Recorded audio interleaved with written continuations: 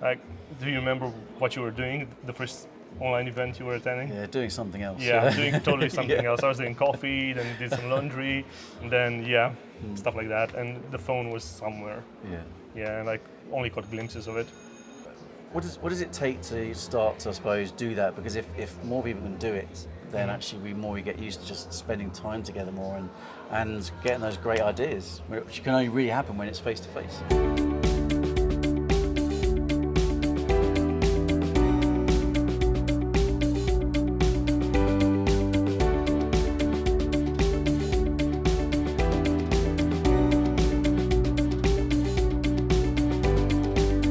We got a heads up. Sorry, it's good to see you. Good to see you too. Thanks. And thank you for doing this. Yeah. Oh, look, it's great. Day 2 in Belgrade. Belgrade's always a good idea as far as I'm concerned. There's obviously, I wanted to talk to you about events because you are the EBCon Wizard. I think that's what it says on LinkedIn. It says on isn't LinkedIn. it? Yeah. So I think it's really want to talk about events, and actually they can be large events or they can be small events, but the importance of doing events, especially obviously post-COVID, during COVID, where everything was online. What's your kind of view on that in terms of getting people together? Well, when we first thought about EBCon, there was no COVID, and we were like, okay, let's try to make an event, and we wanted to focus on learning basically with the whole thing. Okay. And there was some brilliant insight from my CEO that said, there is like some flu in China, and maybe we need to switch the event online. Okay. Just think about that, it's probably nothing. Yeah, that was in September.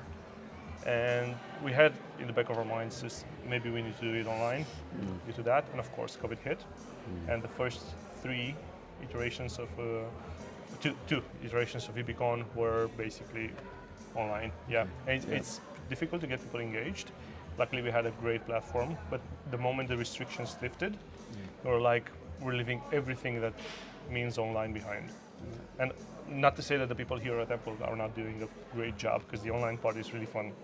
I remember last year I watched the event online from Sinaia town in Romania. Yeah. It was brilliant because they engage you with what they're doing with the Menti and the questions and everything like that. Yeah, but we thought about going cold turkey, just delete the whole online part and forcing people to come and join us for a live event, because it's a lot more personal in some way. I was talking to you a bit earlier down the hallway.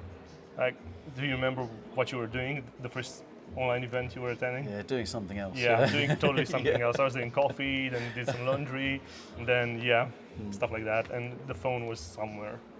Yeah, and like only caught glimpses of it. Yeah. So, do you think because when I went to IHR in London last week, and afterwards I got so much energy from it, and I was like just saying to people on LinkedIn that actually just it doesn't have to be a big event. It can be any size event, but just start getting people together to do in-person events. What in-person get-togethers?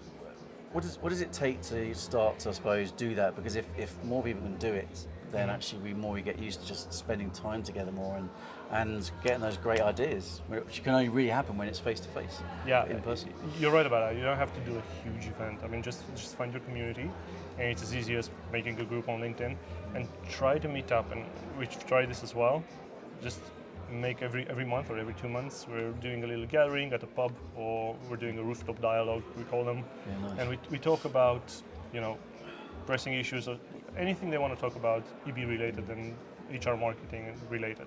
And it's really fun. And how we've been doing it, I told you, we're first giving them the drinks to loosen up. Yeah, good idea. And then we talk about what concerns us, and new ideas and stuff like that. So just start from somewhere, and they are valuable. And if you're doing smaller events, you can do them monthly or every 2 months or every 3 months, and they still bring a lot of value. Yeah. What about when it comes to the big events, from Serbia to Romania? Yeah. So tell us about EBCon then. EBCon it's pretty big. We're close to 500 people, so the venue is huge as well. And we did get some really fine ideas from the people here at Ample with how they do and how they manage the breaks and the networking. The first year we've done it, we tried to put as much information into the keynotes and have as many keynotes as we could from international speakers. Yeah. And you kind of tend to get tired a bit, and we didn't have that much networking. Yeah, but we've learned from that, and we extended the breaks, and we're trying to get people to actually talk. That's good. Yeah, Yeah, that's good. we've changed how the venue looks, how people are sitting. Yeah, and our focus is just to try to make connections, because this is an important part of every live event in person like this one, and of course keep focusing on that learning experience for them as well. Yeah. I like what you'd. So talk yesterday, there was a talk about experience. Yeah. And it was Steve Usher, that was it. And he talked about Netflix House. Yeah. So online content that's then looking at in-person content, experiential content. What you've done is you've done the reverse. Yeah, we've recorded everything. Yeah, we've recorded everything. And you have the Netflix of EB. Yeah, the Netflix of EB, we call it jokingly. Yeah, And nice. it's really fun because we have hundreds of keynotes that were on stages. Yeah, and if you need to know about the subject or anything like that, you just go on to EBCon/keynote library, and you can find everything there. Yeah, That's really good. You can watch them.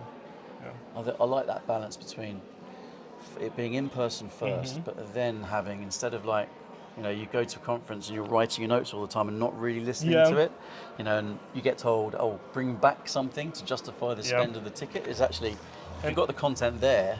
And we're telling them that. Happy We're telling days. them you don't have to take pictures. You have the decks over on every speaker's page, profile page. You got the deck in a PDF. You can download that. It's fine, and then you get the whole video of what happened. It's good. It's, really good. So it's easy. So just focus on this, and then if you want to take notes, you can do it later at home. Yeah. Good stuff. But it takes us a bit to upload them. It's like a couple of weeks after the event. I bet. And, A few terabytes of data there, to go through. Yeah. And just cutting them and making them perfect and syncing everything. But yeah, in the end, it's a really nice product to go through. Well, look, coffee break's nearly finished. People are starting to get back in their seats. So, thanks very much. We'll get on with the rest of the day. Yep. Cheers, man. Still halfway there. Let's go. Cool.